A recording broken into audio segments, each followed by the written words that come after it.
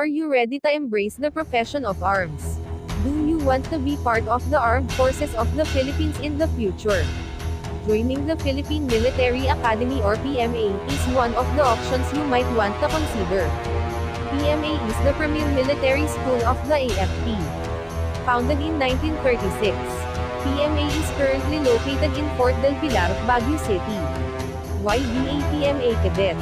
It will be one's privilege and honor to serve our country, have a free college education, with monthly salary and allowances, experience the state-of-the-art training facility, and have the chance to have a progressive and rewarding career as an officer of one of the branches of the Armed Forces of the Philippines.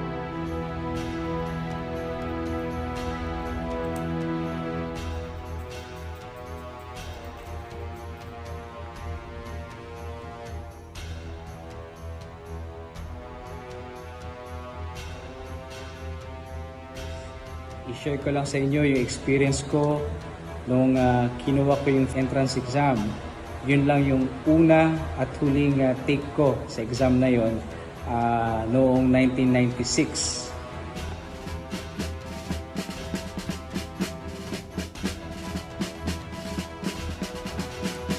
To be a PMA cadet, you must pass the Philippine Military Academy Entrance Exam or PMAEE. Here are the important things you need to know about the PMAEE. If you want to ensure a high passing chance in the PMA entrance exam, watch and listen closely to this video. Ano ba ang PMAEE? The PMAEE is the annual admission test of the Philippine Military Academy. The test is one of the initial steps in the selection process of aspiring PMA cadets. When is the PMAEE? PMA entrance examination happens every August or September every year. You can take the exam in more than 40 testing centers nationwide. PMA announces the start of the application process on the first week of May. What are the application requirements of the PMAEE? To take the PMAEE, you must meet the following qualifications. Natural-born Filipino citizen, physically and mentally fit, good moral character, single and has never been married, no administrative or criminal case, high school graduate with at least 85% GPA above, at least 5 feet in height but not exceeding 6 feet and 4 inches for both male and female applicants, at least 17 years old but not a day older than 22 years old on the reporting date. No, applicants who are currently in grade 11 are not qualified to take the exam. Meanwhile, grade 12 students who will graduate before June 1, 2021 may take PMAEE. If you have a GPA lower than 85%, you may still apply as a walk-in applicant. However, you will be listed on the secondary list of applicants and may take the exam depending on the available slots.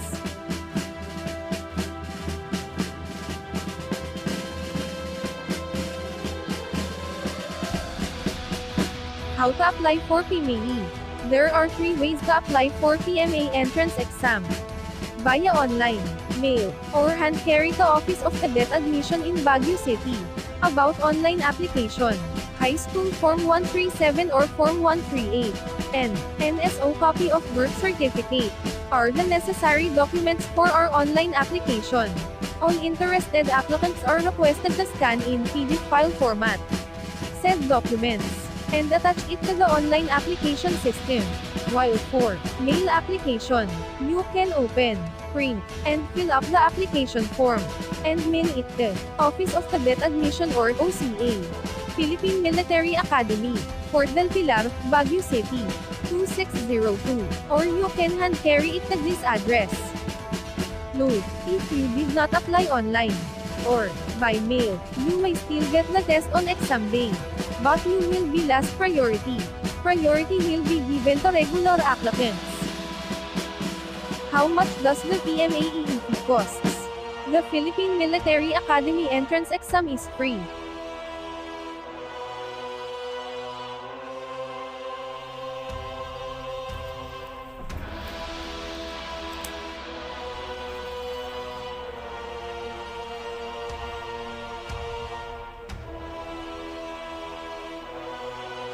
Hello, Philippine Military Academy aspirants joining our country's premier military institution. Actually, simple lang. Prepare ka lang sa tatlong aspects: math, English, and logic. The PMAEE has a written exam part. If you are planning to take the test, you need to prepare for the following subject areas: algebra, geometry, English grammar and composition, reading and comprehension, verbal numerical reasoning, pattern analysis. Here are the things that you need to bring during your exam day: high school Form 137 or Form 138, photocopy of your NSO birth certificate, 2x2 ID picture, valid ID preferably school ID or driver's license, 2 pencils number 2. Reminders on exam day.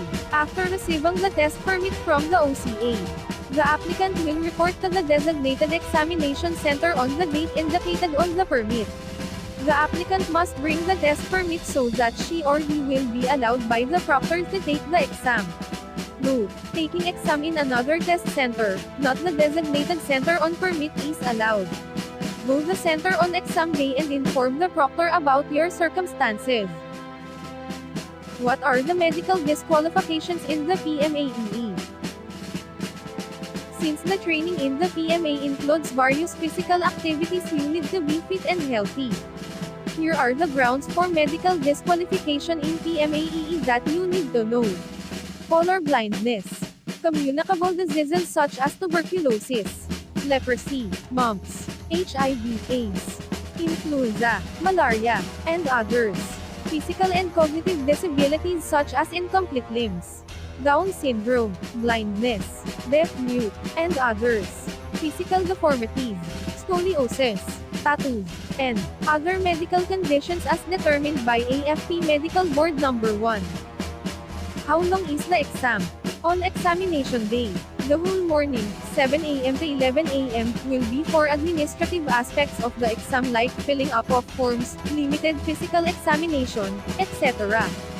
The exam proper starts at exactly 12 and will last up to 4:30 p.m. Do's and don'ts. First, do not fold, roll, disfigure, nor write on top of your answer sheet, as this may cause problems with the reading machine. Second, when shading your chosen answer, make sure that you do not extend your shading outside the circle. Do not shade more than one circle. Do not make any stray pencil marks on the answer sheet. If you wish to change your answer, erase your old answer completely and shade your new answer. If you do not know the answer, make an intelligent guess. Do not leave any item unanswered. The following acts will cause you to be disqualified: cheating, talking to other applicants during the test, passing to or receiving anything from another applicant or unauthorized persons during the test, using any of the following: calculators, cellular phones, or any other electronic gadget.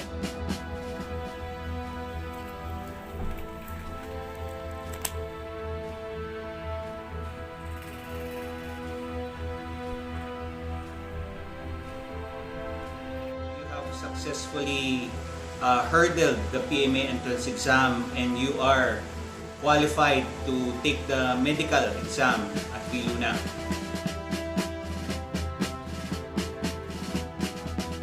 If the applicant passes the exam, she or he will receive a written notice from Office of Cadet Admission informing him of the result of the exam and instructing him to report to AFP Medical Center or AFPMC. He will then undergo the complete physical examination or CPE, where his medical, physical, mental and emotional condition will be examined to determine his readiness and fitness for the military training in the academy. After you pass the PMAEE written exam, you will undergo a complete physical examination. This physical exam will test your ability to perform essential physical functions as a PMA cadet. Of course, it is a military training, so you should also prepare physically and mentally. Not necessarily physically strong at the onset. They will just measure if your body will be able to take the training it will be. Here are the minimum requirements for the physical fitness test or PFT. Push-ups. Male 30 repetitions. Female 25 repetitions. Sit-ups. Male 30 repetitions. Female 25 repetitions. Pull-ups. Male 10 repetitions. Female 7 repetitions. Run. Both 3.2 kilometers. CPE or complete physical exam takes days, so a cadet candidate is required to stay in the billeting area provided by the Academy in AFP Medical Center or AFPMC at Viluna, Quezon City.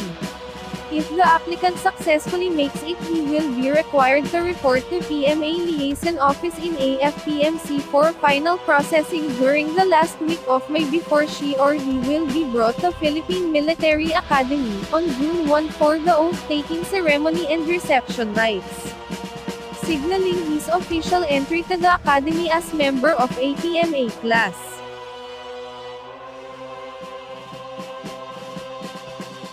Wala na sa kamay ko yung kung kukunin nila ako, hindi, sapagkat may quota ito, ang kukunin nila ay yung pinakamatataas na pumasa. Once you heard on all of those things, you're qualified physically and mentally. The next challenge would be PMA. Finally, I'd like to share with you my personal mantra. No one is hopeless whose hope is in God. And number 2, not just a mere desire, it's a willpower. Good luck, God bless, and see you in the field. Are you ready to take the Philippine Military Academy entrance exam? Do you like this video? Please like and share. If you want to know how to live a life in PMA, please subscribe and be updated.